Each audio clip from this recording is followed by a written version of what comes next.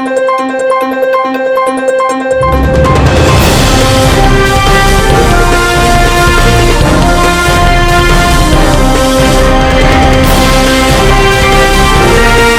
ప్రజల పక్షం NN news కి స్వాగతం.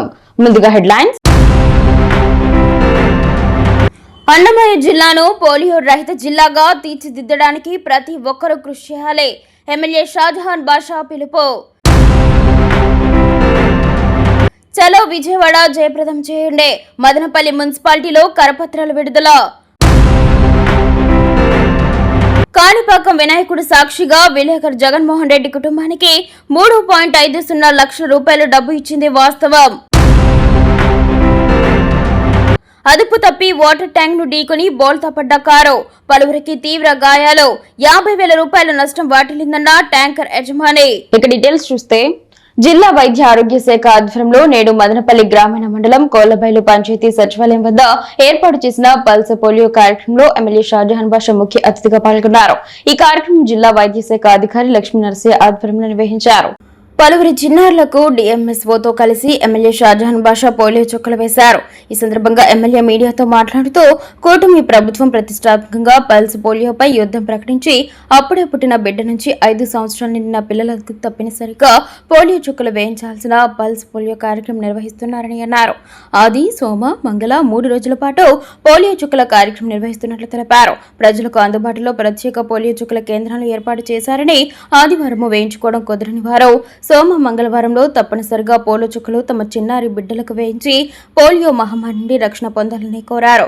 ఈ కార్యక్రమంలో తెలుగుదేశం పార్టీ నాయకులు శ్రీనివాసనాయుడు, మోహన్ రెడ్డి, రమేష్ రెడ్డి, బాలమాది శేఖర్, శ్రీనాథ్, జేసీబీ వేణు, అనంత, టీబీ విభాగ అధికారి ప్రభాకర్, సచివాలయ సిబ్బంది, ఆరోగ్య శాఖ సిబ్బంది పాల్గొన్నారు. దేశవ్యాప్తంగా పల్స్ పోలియో కార్యక్రమం చేస్తున్నారు. అదే కార్యక్రమం భాగంగా కోళ్లబైలు పంచాయతీ సచివాలయంలో మెడికల్ ఆఫీసరు, మన డిఎంహెచ్ఓ గారు, ఇక్కడ ఉన్న లోకల్ నాయకులు, నర్సింగ్ సిబ్బంది, మిగతా మెడికల్ ఆఫీసర్లు అందరూ, పంచాయతీ సెక్రటరీలు అందరూ కలిసి, మా నాయకులు అందరూ కలిసి పల్స్ పోలియో కార్యక్రమంలో భాగంగా ఇక్కడ పిల్లలు వచ్చి సేవ చేస్తున్నారు. మా నాయకులు వీళ్ళకందరికీ ప్రత్యేక అభినందనలు. పల్స్ పోలియో వచ్చిందే ముందు చాలా పెద్దగా ఉండింది, చాలా ఎక్కడ చూస్తే అక్కడ పోలియో పిల్లలకు వచ్చేది. ఏదైతే పల్స్ పోలియో ప్రికాషన్ మెజర్స్ తీసుకున్న తర్వాత ఈ రోజు పిల్లల్లో చాలా అవగాహన వచ్చింది, తల్లిదండ్రుల అవగాహన వచ్చింది. ఎక్కడ కూడా కానీ ఏమీ లేదు. ఎక్కువగా ఇది నీళ్లు ఎక్కడైతే 1000 అడుగులు దాటి నీళ్లు మనం తాగుతాం. దాని సందర్భంలో చాలా మనం భద్రంగా ఉండాలి. తప్పకుండా ఈ రోజు ప్రభుత్వం మీ పట్ల చాలా బాధ్యతగా ఉంది. అదే క్రమంగా ఈ కార్యక్రమం చేసిన అందరికీ ప్రత్యేక ధన్యవాదాలు. మదనపల్లి పట్టణం, అయోధ్య నగర్, నీరుగట్టివారిపల్లి, దక్షిణపేట ప్రాంతాలకు చెందిన 5గురు లబ్ధిదారులకు ఎమ్మెల్యే షాజహాన్ బాషా 3.40 లక్షల రూపాయల విలువైన ముఖ్యమంత్రి సహాయనిధి చెక్కులు బాధితుల ఇంటికి నేరుగా వెళ్లి అందజేశారు. ఈ సందర్భంగా ఆయన మాట్లాడుతూ, కూటమి ప్రభుత్వంలో ఆర్థిక లోటు ఉన్న పేదలను ఆదుకోవాలనే సంకల్పంతో పెద్దలు ముఖ్యమంత్రి చంద్రబాబు నాయుడు ముఖ్యమంత్రి సహాయనిధి ద్వారా ప్రత్యేక ఆర్థిక సాయం అందిస్తున్నారని, ఇందులో భాగంగా మదనపల్లిలో 2 ఏళ్ల పాలనలో 8.23 కోట్ల రూపాయల చెక్కులు 900 మందికి పైగా బాధితులకు అందించినట్లు తెలిపారు. ఈ కార్యక్రమంలో తెలుగుదేశం పార్టీ నాయకులు Ramasetti Neelakantha, Modam Siddappa, Uppu Ramachandra, KV Nagaraju, Ramesh Reddy, Balamali Shekar, Kamalamari Krishna, Keshav, AMC vice chairman Anjaneyulu, director డాన్స్ రెడ్డి, ఎర్రబల్లి వెంకటరమణారెడ్డి, తాళ్లాగిరి, నవీన్ చౌదరి, జేసీబీ వేణు తదితరులు పాల్గొన్నారు. 1,49,619 రూపాయల చెక్కు తీసుకుని వచ్చి కోళ్లబైలు పంచాయతీలో వాళ్ళ ఇంట్లోనే ఇవ్వడం జరుగుతున్నది. ఆరోగ్య రీత్యా ఖర్చు పెట్టిన డబ్బులు నా దగ్గర బిల్లులు తెచ్చి ఇచ్చిన తర్వాత మా నాయకుల ద్వారా ఈరోజు శాంక్షన్ చేసి మా నాయకులు అందరి సమక్షంలో ఆయన చేయడం జరుగుతుంది. మేడం చెక్కు ఇప్పుడు అన్న దగ్గర ఇస్తున్నాము. 76,000 రూపాయల చెక్కు తీసుకుని వచ్చి ఈరోజు వీళ్ళ అంగిళ్ళలోనే వీళ్ళ ఇల్లు కూడా ఇదే, ఇక్కడే ఇస్తున్నాం.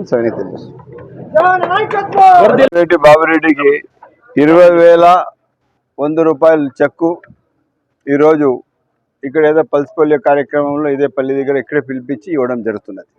ఇది ఆరోగ్య రీత్యా వీళ్ళు ఖర్చు పెట్టిన డబ్బులు మా నోటీస్కి వస్తాను. తప్పకుండా మేము విజయవాడ కరెక్షన్ మళ్ళీ రీచెక్ వచ్చింది. 66,713 రూపాయల చెక్కు ఈరోజు పిలిపించి ఇంట్లోనే ఇక్కడే కోట్ల సంతోష్ గారికి మా యువకులు 28,141 రూపాయల చెక్కు ఈరోజు తీసుకొని వచ్చి వాళ్ళ ఇంటి దగ్గరనే పక్కన అడిగిలో ఇవ్వడం జరుగుతున్నది. వీళ్ళు ఆరోగ్య రీత్యా ఖర్చు పెట్టిన డబ్బులు ప్రతి మనిషికి అవసరం ఉంది. ప్రభుత్వం చాలా స్పష్టంగా ఉంది. సంక్షేమం, అభివృద్ధి, ప్రజలకు ఉన్న సమస్యలు, దానిపైన చాలా స్పష్టమైన పరిపాలన.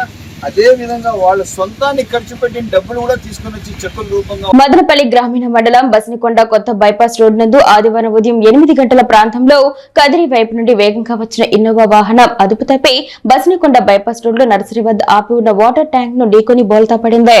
ఈ ప్రమాదంలో నర్సరీ పెద్ద చెట్టును సైతం ఢీకొట్టడంతో పెద్ద ప్రమాదమే సంభవించింది. కారులోని ఎయిర్ బ్యాగ్స్ సకాలంలో ఓపెన్ కావడంతో పెద్ద ప్రమాదం తప్పినట్లు తెలుస్తోంది. ప్రమాదంలో దెబ్బతిన్న వాటర్ ట్యాంకర్ 50,000 రూపాయల పైగా నష్టం వాటిల్లినట్లు యజమాని శివకవి హరివాపోయాడు.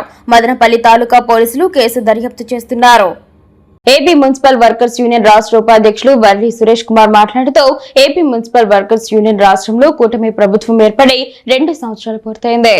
గడిచిన 2 సంవత్సరాల్లో మున్సిపల్ కార్మికులు ఏ ఒక్క సమస్య పరిష్కారానికి నోచుకోవడం లేదు. పర్యవసానంగా కార్మికులపై పనిభారం పెరిగిపోయింది. కార్మికులు అనారోగ్యాల బారిన పడుతున్న పరిస్థితి రాష్ట్రమంతా నెలకొని ఉంది. కార్మిక సమస్యలు పరిష్కరించాలని అధికారులకు ప్రభుత్వంకు ఇస్తున్న అర్జీలు బుట్ట దాఖలవుతున్నాయి. ఈ దశలో AP municipal workers union June 20 నుంచి దశల వారీ కార్యక్రమాల్లో రాష్ట్రంలోని అన్ని కార్పొరేషన్స్, మున్సిపల్, నగర పంచాయతీలు ఎదుట చేపట్టి జూలై 7న చలో విజయవాడ చేపట్టనుంది. మున్సిపల్ రంగంలో ప్రజారోగ్యంలో పనిచేస్తున్న పారిశుద్ధ్య కార్మికులు మరియు ఇంజనీరింగ్ విభాగంలో పనిచేస్తున్న కార్మికులు, స్కూల్ స్వీపర్స్, పార్క్ కూలీలు, ఆఫీస్ సిబ్బంది తదితర విభాగాల్లో పదవి విరమణ పొందిన మరియు మరణించిన కార్మికుల స్థానంలో వారి కుటుంబ సభ్యులకు తిరిగి పనులు కల్పించే ఆనవాయితీ గత ప్రభుత్వం వరకు మనం పోరాడి సాధించుకున్నాము. ఫలితంగా కార్మికుల పని భద్రత, వేతనాలు, పీఎఫ్, ఈఎస్ఐ వంటివి మున్సిపల్ కార్మికులు దూరం చేసే కుట్రను రాష్ట్ర ప్రభుత్వం తెరలేపింది. దీనితో వేలాది మంది మున్సిపల్ కార్మిక వర్గం భయాందోళనలో ఉన్నారు. ఈ కార్మిక వ్యతిరేక విధానాలను నిరసిస్తూ జూన్ 20 నుండి దశల వారీ ఆందోళన చేపట్టి జూలై 7న చలో విజయవాడ కార్యక్రమం వేలాది మంది మున్సిపల్ కార్మికులతో నిర్వహించి అప్పటికీ రాష్ట్ర ప్రభుత్వం మన మున్సిపల్ కార్మికుల సమస్యలు పరిష్కరించుకుంటే సమ్మెకు వెనకాడబోమని రాష్ట్ర ప్రభుత్వాన్ని హెచ్చరిస్తున్నాము. కనుక మున్సిపల్ కార్మిక వర్గం దశల వారీ ఆందోళన కార్యక్రమాల్లో జయప్రదం చేసి జూలై 7న చలో విజయవాడకు వేలాదిగా తరలి రావాలని పిలుపునివ్వడం జరిగింది. ఈ యొక్క కార్యక్రమంలో నగర అధ్యక్షులు తిరుమలప్ప, ఇంద్రాణి, అల్లాభక్షు, రాధా, జానకమ్మ, కదిరప్ప, మల్లికార్జున, కమిటీ సభ్యులు తదితరులు పాల్గొన్నారు.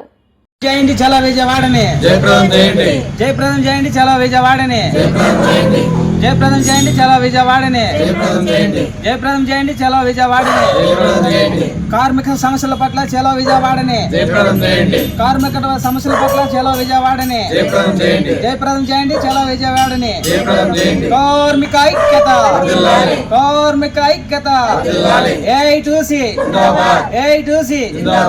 కనీస వేతనం, కనీస వేతనం, ఆప్కాస్ కార్మికులందరినీ, ఆప్కాస్ కార్మికులందరినీ, కార్మిక ఐక్యత. కాణిపాకం వినాయకుడు సాక్షిగా విలేకరి జగన్మోహన్ రెడ్డి కుటుంబానికి 3.5 లక్షల డబ్బు ఇచ్చిందే వాస్తవం ప్రమాణం చేసిన వైసీపీ రాష్ట్ర ప్రధాన కార్యదర్శి పిఎం నాగరాజ్. గత నెలలో మాజీ శాసనసభ్యులు ఎమ్మెల్యే వెంకట్ గౌడ్ ఆధ్వర్యంలో మృతి చెందిన జగన్మోహన్ రెడ్డి కుటుంబానికి 3.5 లక్షల ఆర్థిక సహాయం చేశాం. అయితే ఆ చెక్కు రూపంలో వాళ్ళకి ఇవ్వడం జరిగింది. వాళ్ళు చెక్కు రూపంలో వద్దు, క్యాష్ కావాలి అని అడగడంతో క్యాష్ ఇవ్వడం జరిగింది. కొన్ని సోషల్ మీడియాలో దుష్ట ప్రచారాలు చేసి వైసీపీ నాయకులు చీప్ రాజకీయాలు చేస్తున్నారని, పనికిరాని చెక్కించారని సోషల్ మీడియాలో వైరల్ కావడంతో ఆ కుటుంబానికి 3.5 లక్షల ఆర్థిక సాయం అందజేశామని సాక్షాత్తు కాణిపాకం వినాయకుడు సన్నిధిలో ప్రమాణం చేసిన రాష్ట్ర ప్రధాన కార్యదర్శి పిఎన్ నాగరాజ్. వాళ్ళ కుటుంబానికి ఒక గవర్నమెంట్ ఉద్యోగం ఇస్తామని చెప్పినారు. వాళ్ళ పిల్లలకు వచ్చేసిందనో కాలేజీలో చదివిస్తామని చెప్పినారు. సీఎం రిలీఫ్ ఫండ్ ద్వారా వాళ్ళకి డబ్బులు తీసిస్తామని చెప్పినారు. అది కాకుండా ఏబిఎన్ సంస్థ వాళ్ళకి డబ్బులు ఇస్తామని చెప్పినారు. ఇట్లా వచ్చిన వాళ్ళంతా కూడా వచ్చి ఒక్కొక్క హామీ ఇచ్చేసి పోయినారే కానీ ఈ రోజు వరకు చిత్తశుద్ధితో వారికి ఏదన్నా ఆదుకున్నారు అంటే అది ఒక వైఎస్ఆర్ కాంగ్రెస్ పార్టీ మాత్రమే. కుటుంబాన్ని ఆదుకోవాలని చెప్పి మా పార్టీ వైఎస్ఆర్ కాంగ్రెస్ పార్టీ వారికి 3.5 లక్షల రూపాయల చెక్ అందజేయడం జరిగింది. కానీ దురదృష్టవశాత్తు ఆ చెక్కుకు సంబంధించి చెక్కు బౌన్స్ అయిందని, దాని డబ్బులు ఆ కుటుంబానికి ఇవ్వలేదని వైఎస్ఆర్ కాంగ్రెస్ పార్టీ చీప్ పాలిటిక్స్కి పాల్పడతా ఉంది అని చెప్పి కొన్ని సోషల్ మీడియాలో మరియు ఈ నేషనల్ మీడియాలో, మన స్టేట్ వైడ్ మీడియాలో కూడా రావడం జరుగుతుంది.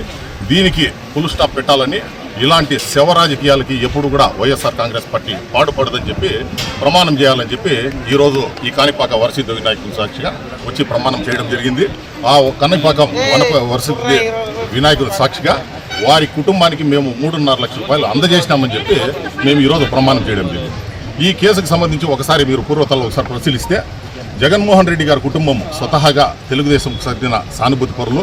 వాళ్ళు ఎప్పుడైతే జగన్మోహన్ రెడ్డి గారు చనిపోయినారో అప్పుడు కూడా సాక్షాత్తు హోమ్ మినిస్టర్ అనితా గారితో కూడా వారి మిస్సెస్ ఫోన్ చేసి మదనపల్లి సమీపంలోని మిట్స్ డీమ్డ్ ట్యూబ్ యూనివర్సిటీలో 2026-27 విద్యా సంవత్సరానికి BTech computer science and engineering కోర్సులో ప్రవేశాలు ప్రారంభమైనట్లు university registrar doctor D Pradeep Kumar తెలిపారు. ప్రస్తుతం ప్రపంచవ్యాప్తంగా artificial intelligence, robotics, machine learning, automation వంటి అత్యాధునిక సాంకేతిక రంగాలకు విపరీతమైన డిమాండ్ ఉన్న నేపథ్యంలో విద్యార్థులను భవిష్యత్తు పరిశ్రమల అవసరాలకు అనుగుణంగా తీర్చిదిద్దే లక్ష్యంతో ఈ ప్రత్యేక కోర్సును రూపొందించినట్లు తెలిపారు. ఈ కోర్సులో పరిశ్రమ అవసరాలకు అనుగుణమైన ఆధునిక పాఠ్యాంశాలు, అనుభవజ్ఞులైన అధ్యాపకులు, అత్యాధునిక ప్రయోగశాలలో పరిశ్రమలతో అనుసంధానమైన ఇంటర్న్షిప్ అవకాశాలు, పరిశోధన మరియు రియల్ టైం ప్రాజెక్టులపై ప్రత్యేక శిక్షణ అందించబడుతుందని ఆయన పేర్కొన్నారు. ఈ కోర్సులో చేరిన విద్యార్థులకు artificial intelligence engineer, robotics engineer, machine learning specialist, automation engineer, data scientist వంటి అత్యున్నత ఉద్యోగ అవకాశాలు లభిస్తాయని వివరించారు. ఈ కోర్సుకు ఇంటర్మీడియట్, ఎంపీసీ పూర్తి చేసి కనీసం 50% మార్కులు సాధించిన విద్యార్థులు దరఖాస్తు చేసుకోవచ్చని ఆయన తెలిపారు.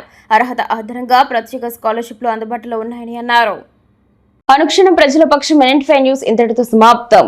తిరిగి రేపటి బులెటిన్లో మళ్ళీ కలుసుకుందాం. అంతవరకు సెలవు. నమస్కారం.